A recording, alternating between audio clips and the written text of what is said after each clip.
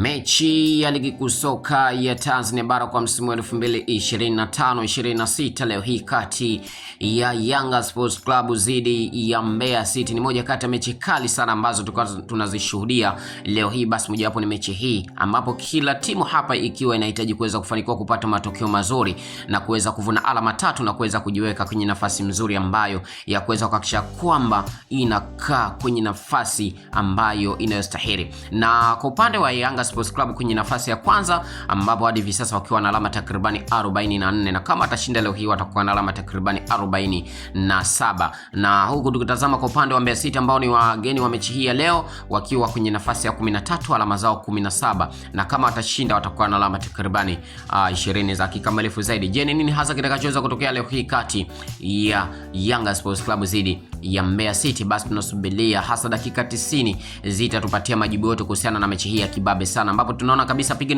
zimekuwa ni nyingi, lakini pia hata zile kosa nao zimekuwa ni nyingi sana, na hivi basi tunaamini kwamba matokeo mazuri tutayapata hasa mara baada ya kumalizika kwa mechi hii. Ndani ya dakika 90 tutamfahamu mbabe kama ni Yanga Sports Club au ni Mbeya City FC watakaweza kufanikiwa kupata ushindi na kuvuna alama tatu muhimu sana. Endelea kwa nasi kwa mengi zaidi, na si hapa tuna mengi zaidi kukwambia.